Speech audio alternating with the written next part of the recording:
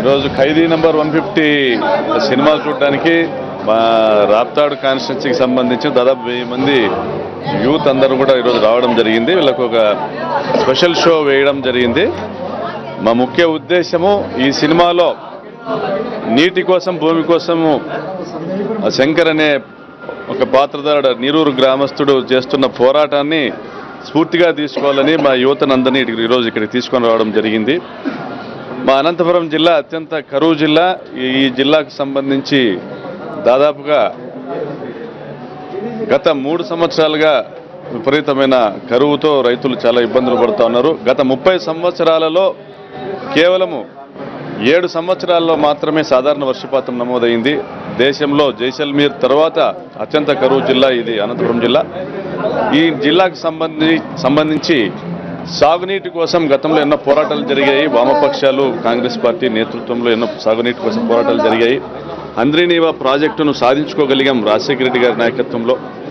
హంద్రీనీవా ద్వారా కానీ హెచ్ఎల్సీ ద్వారా కానీ ఈ జిల్లా కనీసం 100 టీఎంసీల నీళ్లను తీసుకొని రావాల్సి ఉండగా రాజశేఖర రెడ్డి గారు పూర్తి చేసిన హంద్రీనీవా మొదటి దశ నుండి ఈరోజు జీడిపల్లి వరకు నీళ్లు వస్తున్నాయి. రెండవ దశ కూడా దాదాపు 70% ఆయన పూర్తి చేసినారు. ఆయన అకాల మరణం తర్వాత ఈ జిల్లాలో సాగునీటి ప్రాజెక్టులను పట్టించుకునే నాతుడే లేడు. తర్వాత వచ్చిన తెలుగుదేశం ప్రభుత్వము కేవలము ఈ నీళ్లను మాకు చూపించడము, తీసుకొని వచ్చి హంద్రీనీవా కాలువల్లో తీసుకొని ముందుకు తీసుకెళ్లడము, ఆయకట్టును రద్దు చేయడము, కుప్పానికి నీళ్లు తరలించడం అనే కార్యక్రమం చేస్తాను తప్ప కేవలం ప్రచారంలో భాగంగా రైతుల కష్టాలని వాడుకుంటా ఉన్నారు తప్ప నిజంగా రైతుల పొలాలకు నీళ్లు చేరుతూ ఉంటే ఎందుకు మాకు వర్ష కరువులు వస్తాయి? తాగునీటికి కూడా ఇబ్బంది పడుతున్న వందలాది గ్రామాలు ఈ జిల్లాలో ఉన్నాయి. మీడియా ప్రచారం ఎక్కడ కూడా రాజకీయ నాయకుల వాళ్ళ చరిత్రల గురించి చెప్పేదానికి కొన్ని ఛానల్స్ పనిచేస్తున్నాయి తప్పితే రైతుల కష్టాల గురించి, తాగునీటి కష్టాల గురించి, సాగునీటి కష్టాల గురించి చెప్పడానికి ఎక్కడ కూడా మీడియా కూడా పెద్దగా ప్రయత్నం చేయడం లేదు. రాజకీయ పార్టీల ప్రచారాల కోసం ఇంకా ఈ మాధ్యమాలన్నీ కూడా పనిచేస్తున్నాయి తప్ప ఈరోజు నిజంగా కూడా మా అనంతపురం జిల్లాలో రాజశేఖర రెడ్డి గారు వచ్చిన తర్వాత చాలా నియోజకవర్గాలకి తాగునీటి ప్రాజెక్టులు తీసుకుని వచ్చినారు. ఇప్పటికి కూడా రాప్తాడు, పెనుగొండ ఇటువంటి అనేక నియోజకవర్గాల్లో తాగునీటికి కూడా కష్టాలు ఉన్నాయి. సాగునీటి పరిస్థితి అయితే కనీసం మా జిల్లాలో 10 లక్షల ఎకరాలకైనా కూడా సాగునీటిని ఇవ్వాలని రాజశేఖర రెడ్డి గారి ఆలోచన ఉంది. అయితే ఆయన చనిపోయిన తర్వాత ఈ సాగునీటి ప్రాజెక్టుల కోసం పోరాటాలు చేస్తున్నాం రాజశేఖర రెడ్డి గారిని స్ఫూర్తిగా తీసుకొని.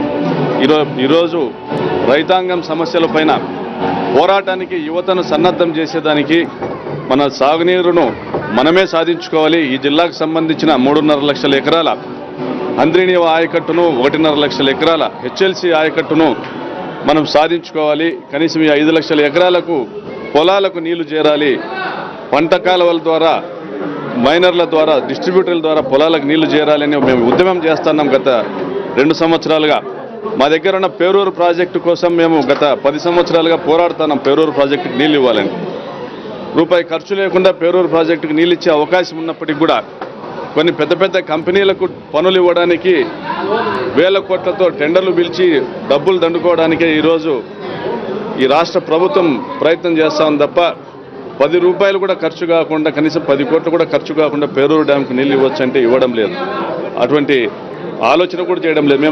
మేము సలహాలు ఇస్తే మీ సలహాలు మాకు అక్కర్లేదు, మేము ఆ విధంగా ఎందుకు ఇస్తాం, మేము అనుకున్న మార్గమే చేస్తామంటారు.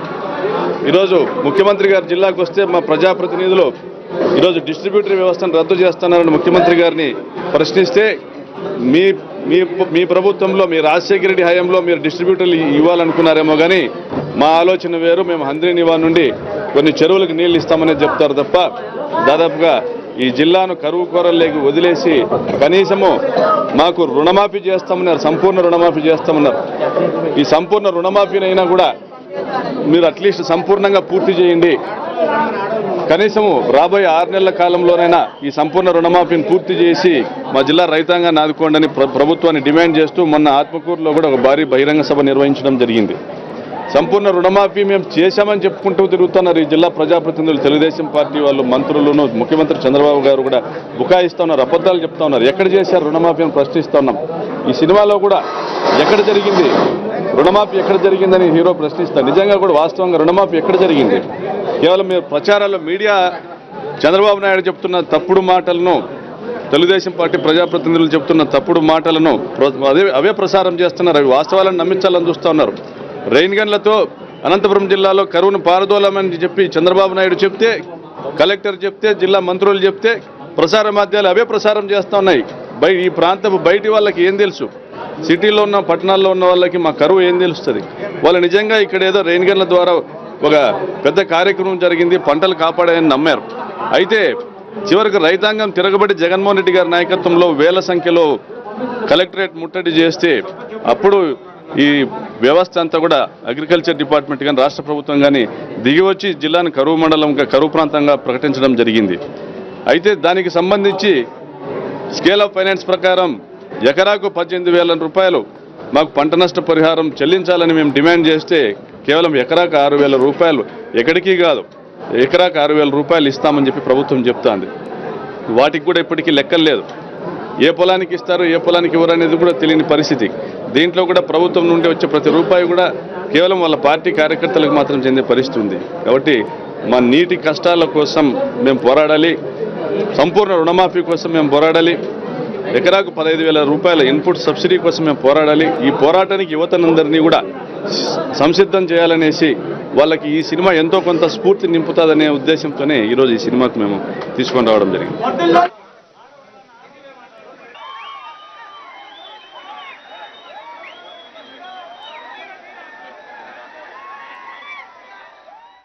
రైతుల కష్టాల గురించి చిరంజీవి గారు ఈ సినిమాలో ఒక నటుడిగా సంపూర్ణంగా జీవించారు. అయితే ఈ రైతుల కష్టాలని ఒక సినిమా రూపంలో చూపించడం చాలా సంతోషము. మీడియా కూడా, అన్ని ప్రసార మాధ్యమాలు కూడా నిజంగా కనీసం వాళ్ళ 24 గంటల దినచర్యలో కనీసం 8 గంటలు రైతుల కష్టాల గురించి, కరువు గురించి, కరువు ప్రాంతాల గురించి, పల్లెల గురించి, నిరుద్యోగం గురించి చూపించాలని మేము కోరుకుంటా ఉన్నాము. అయితే ఇటువంటి మెసేజ్ ఉన్న ఈ సినిమాకి ఎందుకో థియేటర్స్ ఇవ్వడం లేదనేది కూడా చాలా విమర్శలు వస్తూ ఉన్నాయి. ఇక ఈరోజు కొన్ని కార్పొరేట్ల చేతుల్లోకి థియేటర్స్ వెళ్ళిపోయినాయి, కొన్ని వర్గాల చేతుల్లోకి థియేటర్స్ వెళ్ళిపోయినాయి. ఇది కూడా తప్పు. ప్రజలకు మంచి మెసేజ్ ఇచ్చే ఈ సినిమా, ఈ ప్రజల సమస్యలను, ప్రభుత్వ వైఫల్యాలను ఎత్తి చూపించే ఈ సినిమాను కొన్ని వర్గాల వాళ్ళు కంట్రోల్ చేయాలని చూస్తూ ఉన్నారు. థియేటర్లు ఎక్కువగా ఇవ్వకపోవడం కూడా చాలా శోచనీయం. దీన్ని కూడా ఖండిస్తూ ఉన్నాము. స్వచ్ఛందంగా కూడా ముందుకు వచ్చి థియేటర్ల వాళ్ళు ఈ సినిమాను ప్రదర్శించాలని కోరుతా ఉన్నాం.